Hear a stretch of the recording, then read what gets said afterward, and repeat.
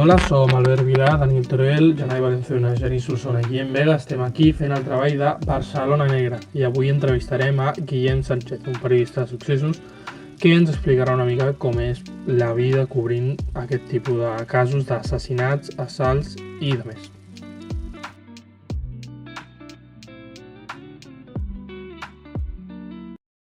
Empezamos con la entrevista. Estamos aquí con Guillem Sánchez, periodista de sucesos del periódico y profesor en La Blanquerna. Guillem, cuéntanos un poco qué es lo que haces hoy en día a día y a qué te dedicas en sí. Bueno, pues yo trabajo de periodista de sucesos en el periódico y además soy colaborador de Cataluña Radio y mi trabajo es sobre todo cubrir este tipo de informaciones que pertenecen a la sección de sociedad en una división clásica de la información, pero que bueno, pues claro, al final pues los periodistas de sucesos lo que acabamos cubriendo es un poco lo que tiene que ver y que se entienda lo que digo con todo aquello que sale de la normalidad, ¿no?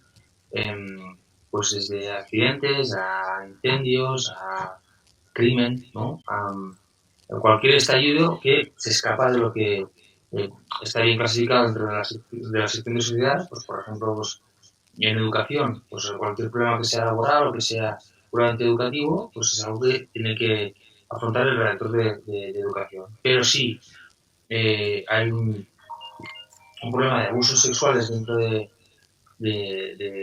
un colegio religioso, pues esto ya forma parte de la sección de sucesos.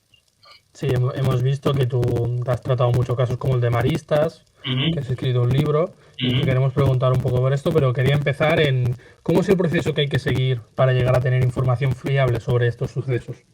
Bueno, claro, depende mucho de cada caso, ¿no? En principio, para simplificarlo mucho, las fuentes a las que recurrimos habitualmente los periodistas de sucesos son las fuentes policiales. Sobre todo son las fuentes policiales.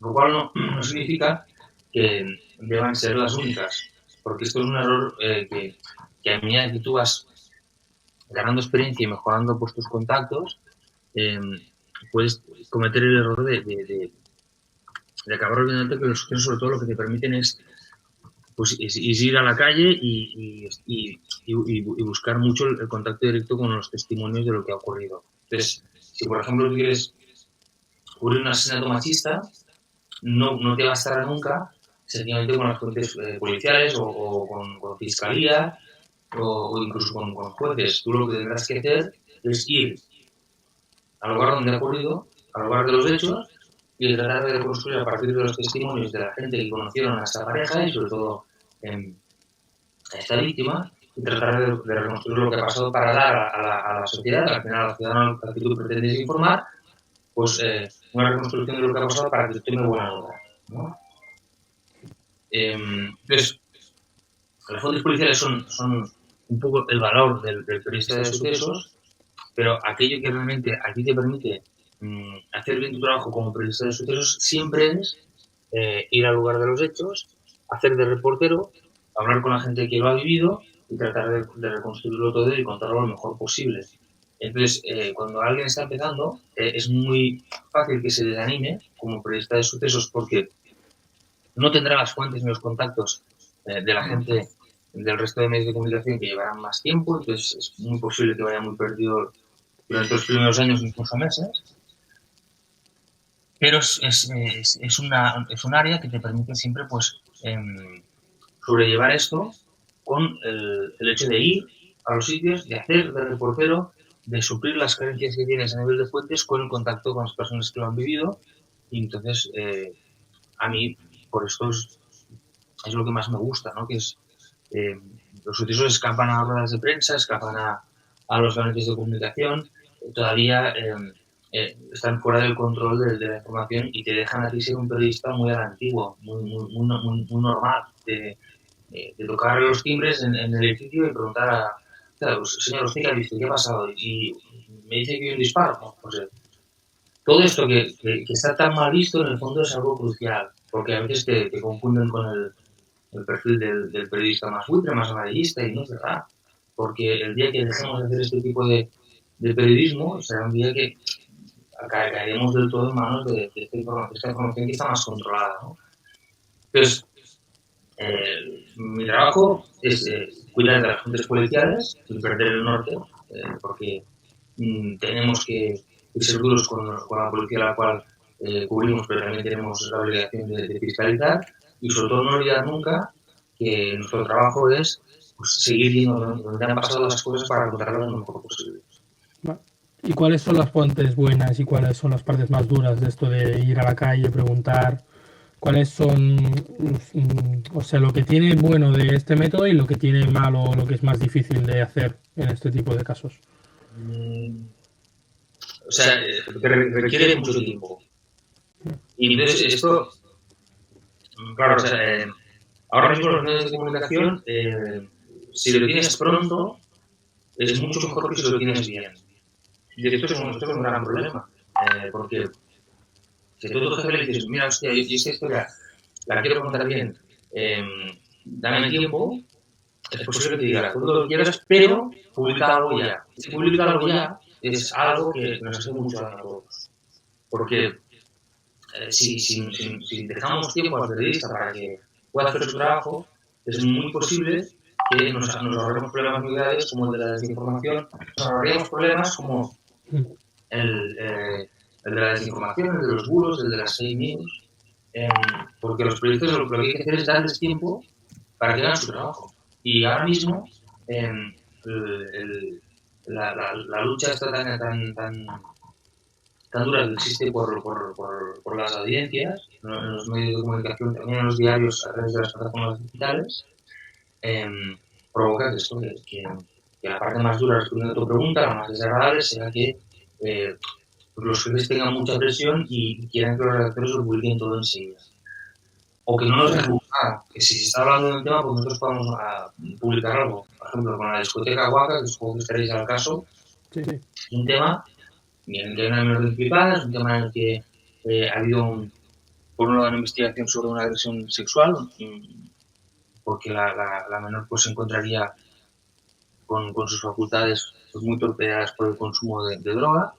Y por el otro hay un problema social, que es el de una difusión, una divulgación de unos vídeos que se han hecho cuando ella estaba practicando una federación en la pista de baile, y por tanto estamos hablando de lo que sería pornografía infantil. Claro, a mí, como periodista, me interesa mucho explicar esta segunda parte, ¿no? Porque la primera, si eso no es una agresión sexual, pues tristemente esto ahí pasa muchísimo, ¿no? Pero de lo segundo, del hecho que se han grabado imágenes, aunque estemos en un lugar público, de una menor practicando sexo, que se ha divulgado por todas las redes sociales con la complicidad de todos los ciudadanos que lo han ido retuiteando, compartiendo y haciendo un daño enorme a la víctima y también al supuesto agresor, que al final es un tío de 19 años. Esto es algo que creo que como periodistas pues, sería una misión muy importante que hiciéramos bien, que explicáramos bien, que siguiéramos bien, que preguntáramos y presionáramos a la policía para saber si se están investigando a las personas que graban el vídeo, las que lo han divulgado, hasta dónde llega la justicia a la hora de poder pedir responsabilidades a todos aquellos que lo han compartido, el problema que tenemos como sociedad, lo frágiles que somos delante de una plataforma como Twitter o como TikTok, porque son multinacionales que están en el extranjero. Todo esto es un debate que los periodistas tendríamos que asumir y que hacer con tiempo y que hacer muy bien, y en cambio pero publica algo porque ahora parece que un medio dice que no es una agresión sexual, publica algo porque ahora sale en no sé qué radio que dice que, pues que el informe de toxicología negativo, cosas absurdas, porque el informe de toxicología se hizo 4 o 5 días después y era imposible detectar nada. Pero nos pierde a los periodistas este día a día esta presión tan extrema de tenerlo todo y tenerlo ya, y acabamos participando de debates que son estúpidos. ¿Cómo puede afectar esto a la ética periodística de cubrir estos casos? ¿El problema cuál es? Que los medios de comunicación en Internet no tienen un modelo de negocio. No ganan dinero. O no ganan suficiente dinero como para poder mantener una redacción de periodistas pues como existían hace, bueno, los 90, los 2000, etc. Entonces, necesitan mantenerse y a la desesperada la única forma que ahora mismo tienen de ganar algo de dinero es tener mucha presencia, tener audiencia de usuarios únicos. Entonces, esto obliga a publicar enseguida. yo siempre cuento a mis alumnos un caso muy paradigmático, que es el de la muerte de Kobe Bryant. Cuando Kobe Bryant murió en un accidente de helicóptero, hubo un medio de comunicación americano, que es MZ, que dio la exclusiva. Y yo me conecté a New York Times y no lo daba. New York Times no lo tenía. No tenía la información de que Kobe había muerto. Entonces empecé a recibir las alertas del teléfono móvil, del diario, el periódico, del diario Ara, de La Vanguardia, del País, diciendo pues, que Kobe Bryant había muerto.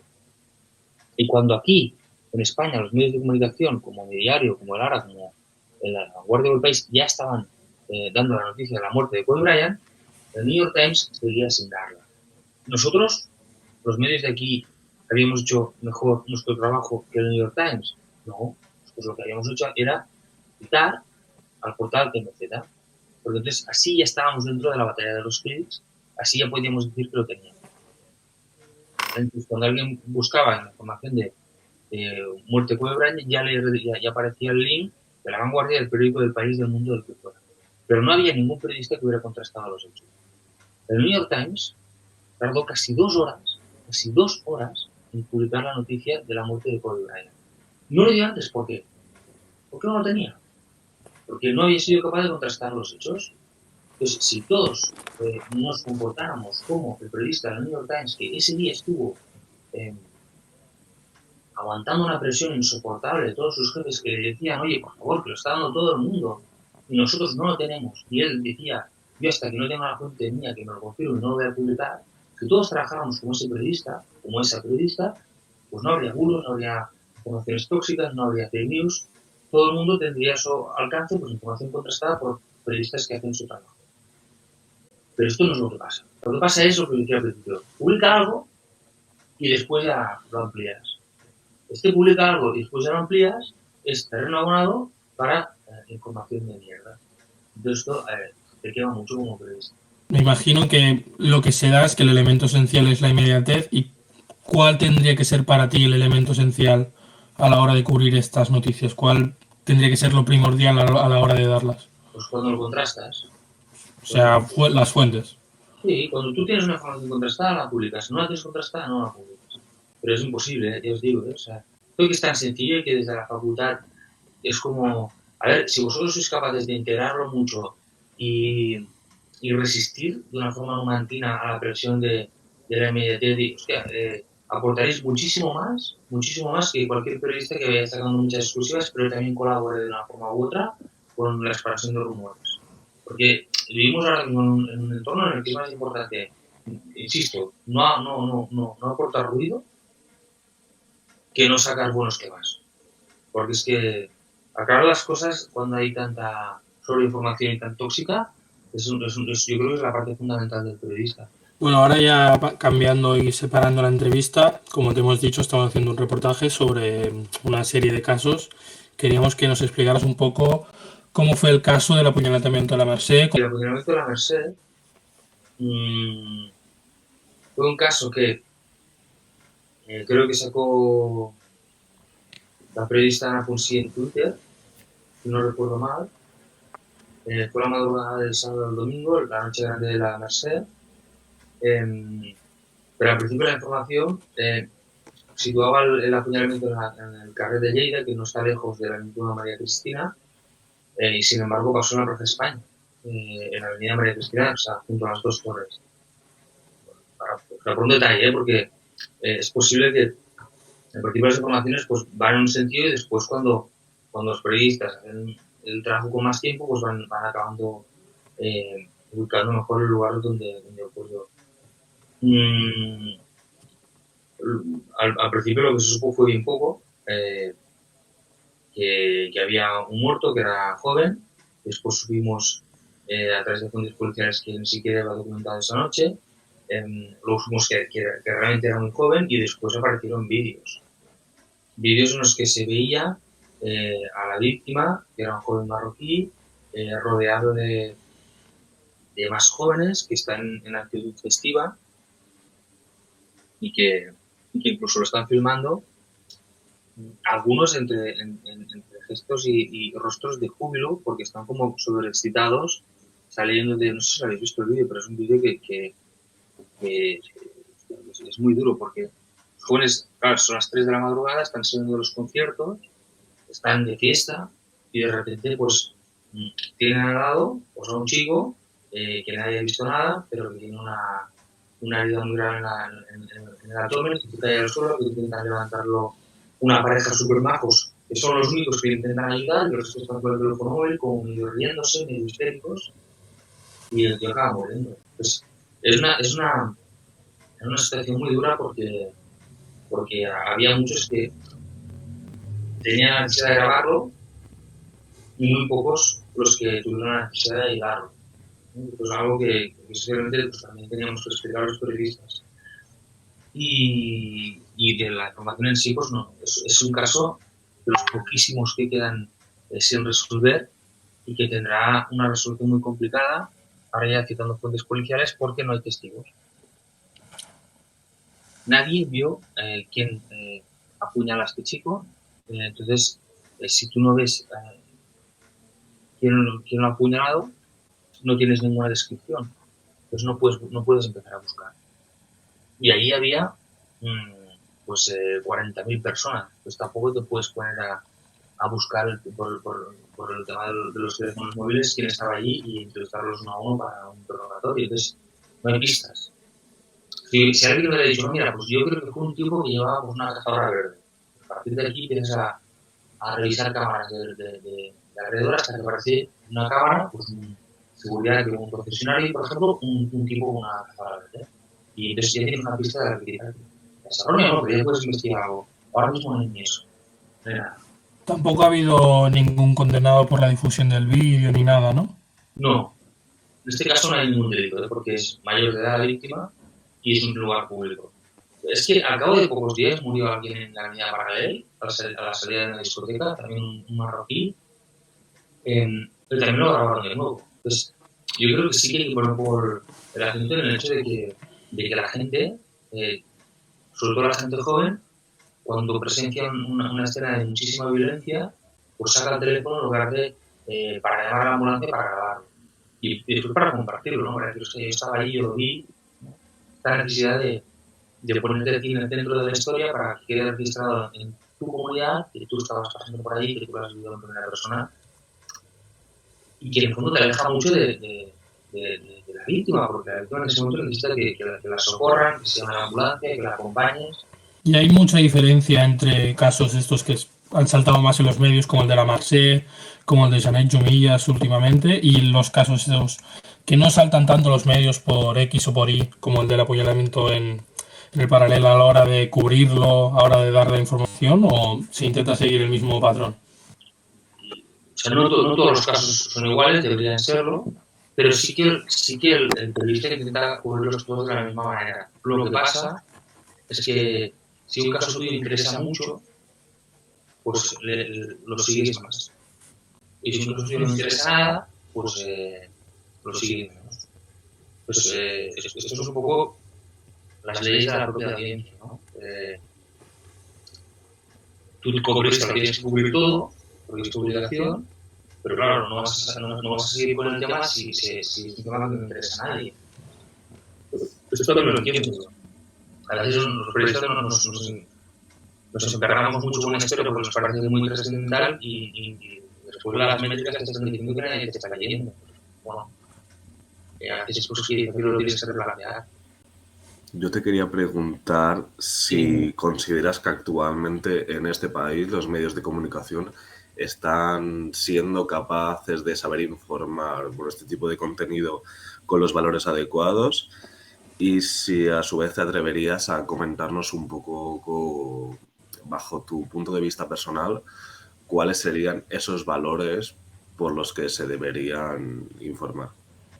Yo creo que el periodista tiene que ser un profesional serio que se cree su trabajo y que se cree su oficio y que lo defiende y que lo practica de una forma honrada. Entonces, ahora mismo hay una disputa muy fuerte entre por un lado lo que te pide la audiencia y por el otro lo que todos los colectivos te dicen que es la forma adecuada de hacer tu trabajo. Pero si tú te vas a hablar con un colectivo, por ejemplo, pues de personas de una fundación que ayuda a personas sin techo, te va a decir cómo tienes que tratar los casos en los que se ven implicadas personas que no hagan, ¿no? Y si te vas con un colectivo feminista, te va a decir, ¿no? Y si te vas con el LGTBI, y si te vas con un racismo, bueno, todos tienen, el periodista tiene que escuchar a todo el mundo, a las audiencias, a los colectivos, también a cualquier órgano, cualquier periodista, pero después tiene que hacer su trabajo. Y su trabajo nosotros hay que contrastar los hechos y explicarlos lo mejor posible. Es que no hay más. Yo iré a ver una exposición ahora que es sobre, que os recomiendo mucho, que está en el Museo de Historia, sobre la delincuencia de la posguerra. Y la delincuencia de la posguerra es una delincuencia pues, distinta a la que tenemos ahora, pero sobre todo lo que era distinto a lo de ahora es la policía. Porque en el franquismo la policía pues apenas investigaba, arrancaba las confesiones bajo tortura, pasteleaba las condenas con los jueces y no había justicia. Muy bien. Sí, sabemos todo esto, es gracias a los periodistas de la época. Si los periodistas de la época no hubieran hecho bien su trabajo, por más mal que lo hicieran desde un punto de vista de lo que ahora llamaríamos sensacionalismo, amarillismo, pero si ellos no nos hubieran contado lo que ha pasado, nosotros ahora no lo sabemos. Entonces, el periodista tiene la obligación de explicar lo que ha pasado y hacer bien su trabajo es explicar lo que ha pasado. No, insisto, no de una forma sorda a lo que te están diciendo. No se informa igual de la violencia machista ahora que hace 20 años. Afortunadamente ha mejorado muchísimo y estamos muy atentos a lo que la sociedad nos reclama. Para empezar, porque ahora es noticia y antes ni siquiera lo era. O sea, no podemos informar sordos a nuestro entorno, pero no podemos perder de vista que nuestro objetivo es contrastar los hechos y publicarlos. Contar lo que ha pasado. Esto es algo que a veces pues, perdemos un poco de vista. Ya para concluir con esta última pregunta, ¿cuánto porcentaje de persona y cuánto de periodista tiene que haber a la hora de cubrir crímenes? No lo sé. Es más importante que un periodista sea buena persona que lo sea un médico, o una enfermera, o un bombero, o un policía, o un maestro, o un juez. Es que ser buena persona tiene que ir por delante. Si eres mala persona, pues no harás ni de médico, ni de periodista, ni de bombero, ni de nada. Entonces, claro que es preferible que seas buena persona, pero es que para esto y para todo. Y después, yo sí que creo que como periodista, joder, tienes que ser honrado, tienes que tener una forma de trabajar que sea honrada. No pagues por información, que no robes, que no te vendas, que no intentes mantener pues una perspectiva que sea justa. Y a partir de aquí, pues contar lo que ha pasado. De acuerdo. Muchas gracias, Guillem, por concedernos esta entrevista y hasta aquí ya la cerramos y muchas gracias por toda la información que nos han dado. A vosotros, muchas gracias a vosotros.